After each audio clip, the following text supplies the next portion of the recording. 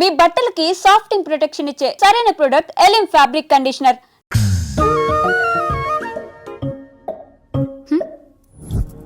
వచ్చాడు. పిల్లల గదిలోకి వెళ్ళారా? వెళ్ళారండి. మీరెంత ఏంటి ఇంత రాత్రి అయినా ఇంకా పడుకోలేదా? మీరు లేనిది ఎప్పుడైనా పడుకున్నామా అన్నయ్య?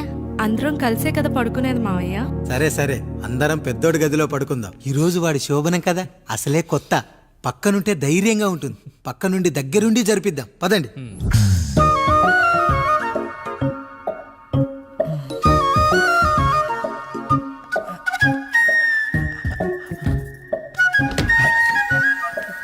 కానివ్వండి రా, కానివ్వండి కానివ్వండి. మీరేం మావయ్య ఇక్కడ పడుకుంటున్నారు? అదేంటమ్మా పెద్దోడా, చెప్పలేదా? మేమంతా కలిసే పడుకుంటామమ్మా. నువ్వు మాతో పాటే. అవును భార్గవి. మీరు ఊరుకోండి.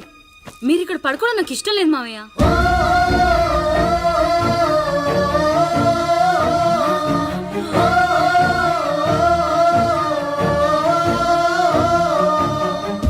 అదేంటమ్మా అలా అంటావు? ఎన్నో చూసాం, ఎన్నో చేశాం. దుక్కి దున్ని కోత కోయకుండానే ఈ విత్తనాలన్నీ మొలకొచ్చాయంటావా తల్లి? అవన్నీ నాకు తెలియదు మావయ్య. మర్యాదగా బయటికి వెళ్ళండి.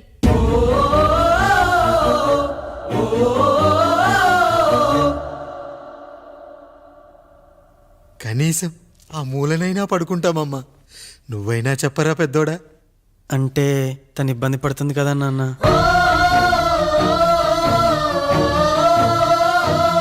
నువ్వు కూడా ఏంట్రా? పిల్లలేదో ఆశపడుతున్నారమ్మా. ఒక్కసారి ఆలోచించమ్మా. మావయ్య మీరు బయటికి వెళ్తే మేము తలుపులేసుకుంటాం.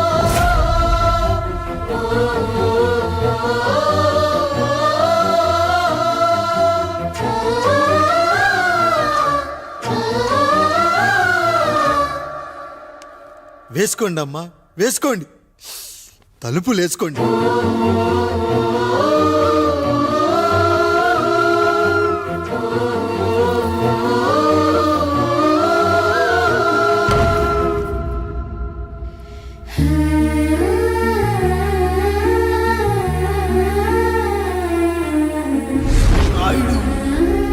బిడ్డలు జాగ్రత్త.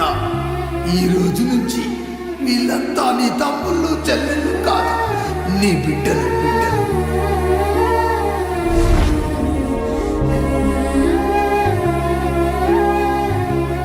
జానకి, ఏమండి? సావిత్రి, ఏమండి? లక్ష్మి, ఏమండి? మన గదిలోకి పదండి. ఇక నుంచి ఎవరి పిల్లలతో వాళ్ళ గదిలోనే పడుకోవాలి. ఇది ఈ రోజు నుంచి ఈ వంశానికి రాస్తున్న కొత్త శాసనం. అయ్యా అలా అరకండి అయ్యా. మీరు లేకుండా మేము ఎప్పుడైనా విడిగా పడుకున్నాము. అంతా కలిసే కదయ్యా పంచుకున్నాం. వెళ్ళరా వెళ్ళు. నీకు భార్య ఉంది, నీకు పడగది ఉంది. వేసుకోండి రా, మీరు వేసుకోండి. తలుపులు వేసుకోండి. మీరు కూడా ఏంటండి పిల్లలేదు? చిన్న పిల్లల వాళ్ళని ఉయ్యాల్లో ఆడించేటప్పుడు పక్కనే ఈ నాన్నకు కావాలి. బడికెళ్ళేటప్పుడు పక్కనే ఈ నాన్న కావాలి. గుడికెళ్ళేటప్పుడు కూడా పక్కనే ఈ నాన్న కావాలి. కానీ శోభనం గదిలో మాత్రం పక్కనే ఉంటానంటే బరువయ్యాను జానకి, బరువయ్యాను.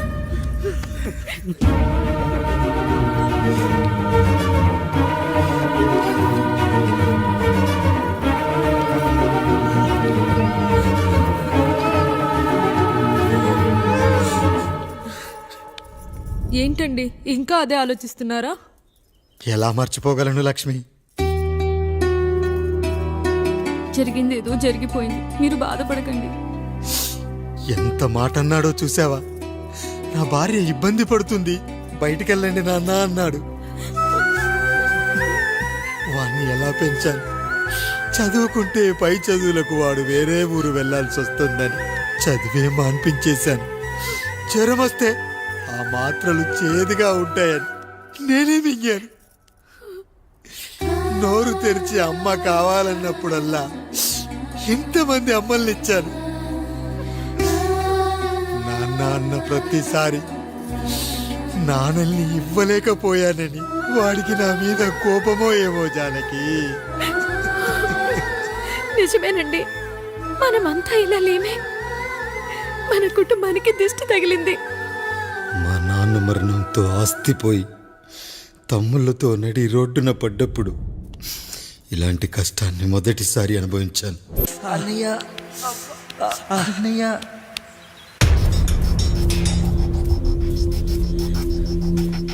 అయ్యా అయ్యా, ఏంట్రా? రోడ్డు మీద కాలు కాలుతున్నా సరే తమ్ముళ్ళు చెప్పులు లేకుండా నడుస్తున్నారు అయ్యా, చెప్పులు లేకుండా నడుస్తున్నారు అయ్యా.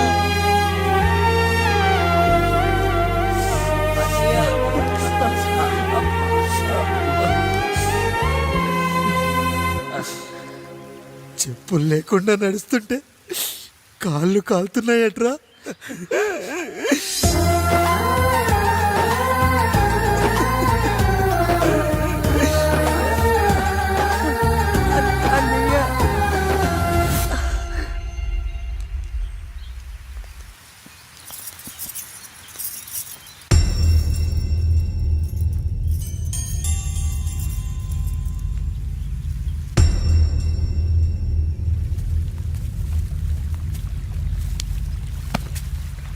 ఏరా కాముడు, అయ్యా బాధపడుతున్నావా? పెళ్ళేమైనా చేయమంటావా? వద్దులేండి అయ్యా, నాకు ఇది ఉందిగా చాలు. దీంతో నేను ఎలాగోలా సరిపెట్టుకుంటాను. దీనితో పాటు జీవితంలో నీకు ఓ తోడు కావాలి. రే గంటోడా, అయ్యా, ఇక నుంచి కష్టాల్లో సుఖాల్లో వీడికి అన్నీ నువ్వేరా. మీరు శాసించాక నేను వేరే ఏదైనా ఆశించగలనా పెద్దయ్యా?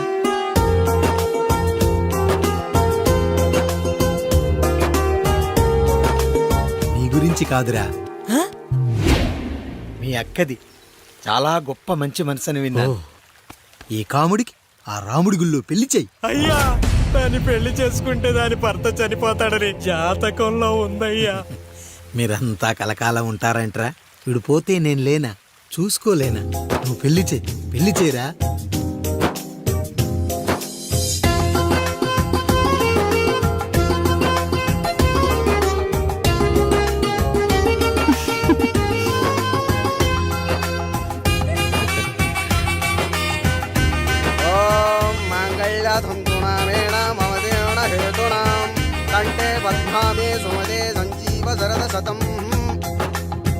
అయ్యా, ఏంట్రా? మీ చేత్తో నాకు దొంగగా జీవితాన్ని ఇచ్చారు. ఇప్పుడు ఒక భర్తగా భార్యనిచ్చారు. అదే బంగారు చేత్తో ఒక్క ముడివేసి పెట్టండి అయ్యా. మీ నీడను మేము చల్లగా ఉంటాం.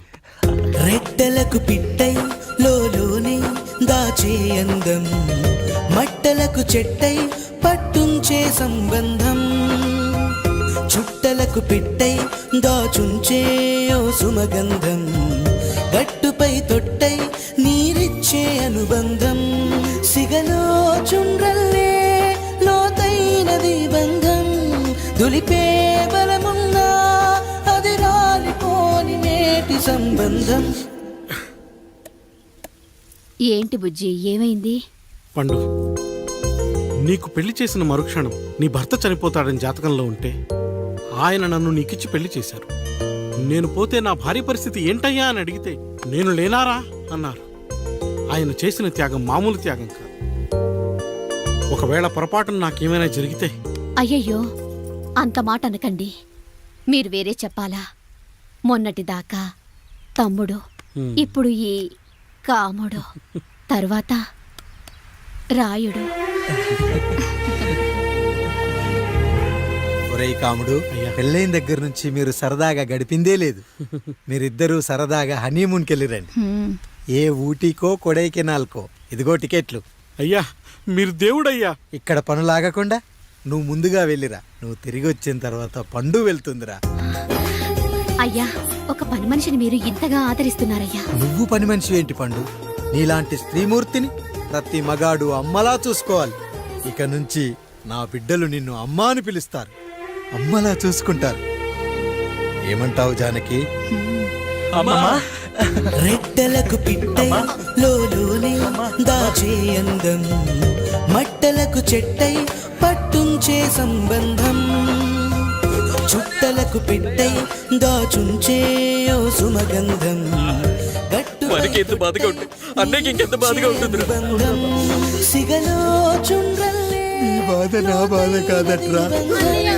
దులిపే బలమున్నా అది రాలిపోని నేటి సంబంధం.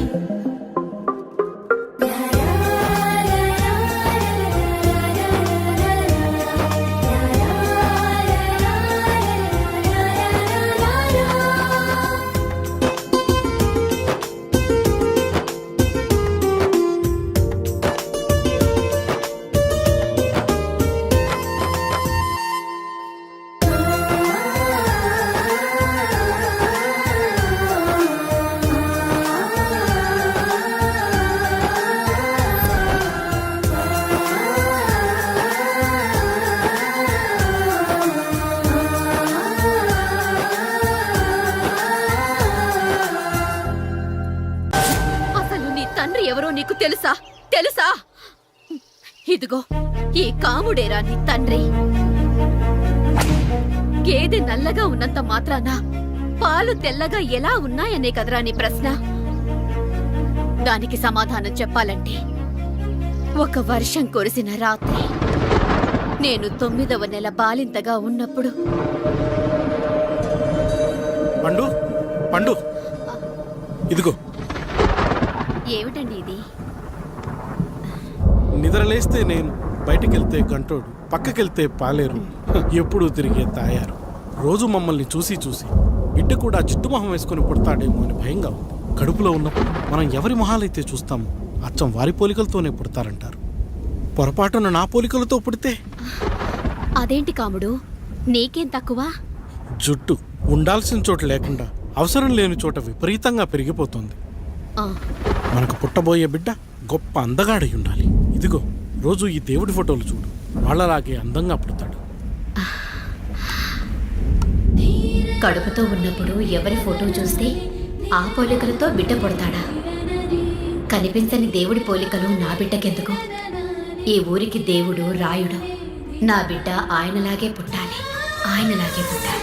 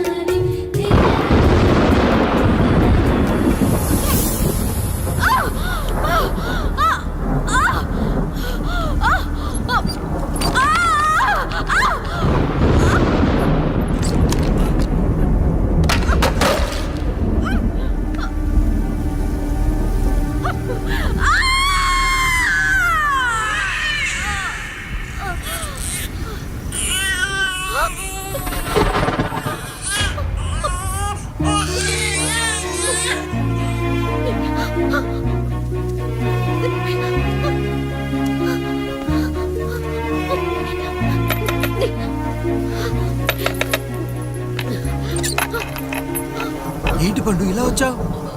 అయ్యా, తప్పు జరిగిపోయింది పెద్దయ్యా. ఏం జరిగింది? అసలే నువ్వు ఒట్టి మనిషి కూడా కాదు.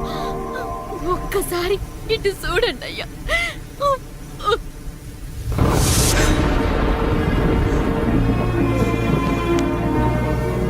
వీడేంటి అచ్చం నాలా ఉన్నాడు? అసలేంటి, ఎందుకు ఇలా జరిగింది? నువ్వు ఎప్పుడైనా చీకట్లో పంపు సైడ్ దగ్గరికి వచ్చావా? మరి అమలాపురంలో శివాలయం దగ్గర రత్నాలు నీకేమైనా అమ్మవుతుందా? లేదు. పిఠాపురంలో పద్మం, రామాపురంలో లక్ష్మి, కాకినాడలో సుజాత. అయ్యో దేవుడా, అయ్యా, అసలు ఇదంతా ఎలా జరిగింది పండు? అయ్యా, ఇదంతా కాముడి వల్లే అయ్యా, కాముడి వల్లే. కాముడా? కాముడు కుటుంబానికి నాకు ఏం గుర్తు రావట్లేదే. ఎన్నని గుర్తు పెట్టుకోగలను నేను మాత్రం. అయ్యా, అది కాదయ్యా.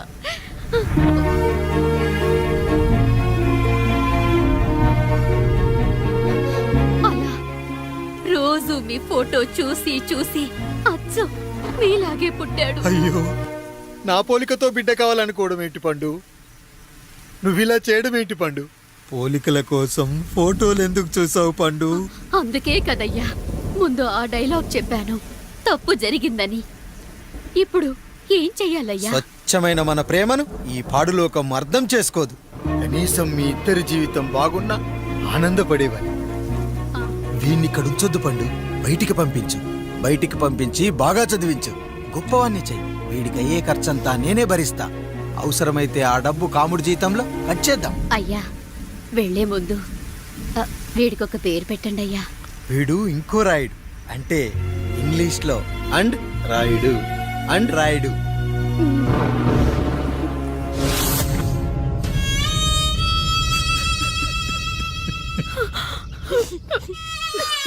ఇది రా నీ కథ, నా గతం. నిన్ను చదివించడం కోసం ఆయన మీ నాన్న జీతంలోంచి నెలకి 3,000, 4,000 కోసేసిచ్చేవారు. అప్పుడు ఆయన పడిన బాధ పగవాడు కూడా పడకూడదు. చూసావారా, దేవుడు లాంటి పెద్దయ్యని అనవసరంగా అనుమానించడం ఎంత పెద్ద తప్పు చేశావో అర్థమైందా? ఒకడు నిమ్మకాయ పెట్టి పసుపు వేసి ఉప్పు కలిపి పులిహోర చేయొచ్చు, కానీ ఆ పులిహోర ఎప్పటికీ దేవుడి ప్రసాదం. నువ్వు ఆ దేవుడి ప్రసాదం. ఇక ఆయనే మీ నాన్న. చూసావా అమ్మా, ఈ రోజు నుంచి నాకు 3 అమ్మలు, 2 నాన్నలు. నీకు మాత్రం ఒక్కడే భర్త, నాన్నకు మాత్రం ఒక్కటే భార్య. మా నాయనే. అయ్యా, బిడ్డను ఒక్కసారి ఎత్తుకొని తిప్పండి అయ్యా. బాబు, నాన్నా,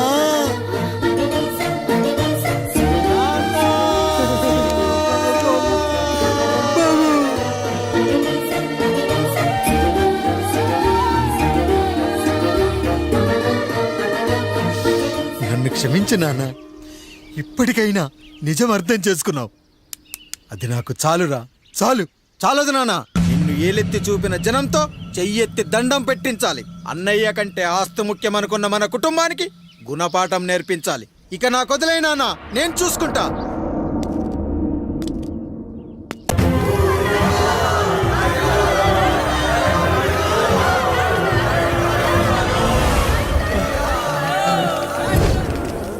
ప్రజల్లారా, నా బిడ్డల్లారా, నా జీవితం మీకే అంకితం. మళ్ళీ జన్మంటూ ఉంటే మీకోసం తిరిగి వస్తాను.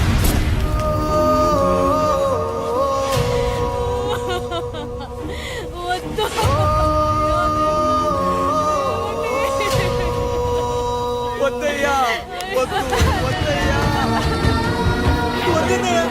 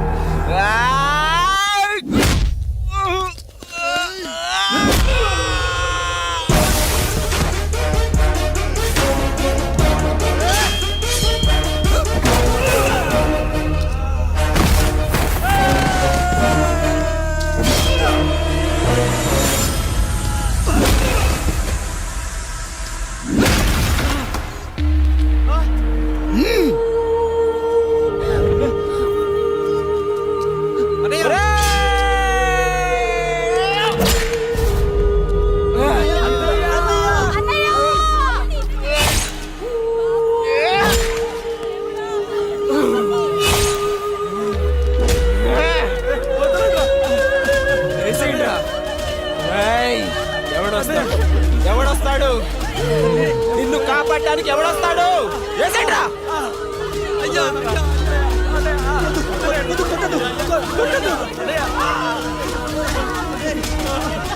నీకు కష్టం వస్తే ఒక్కసారి నాన్న అని పిలవరా, ఆ సమాధిలోంచైనా లేచొస్తా.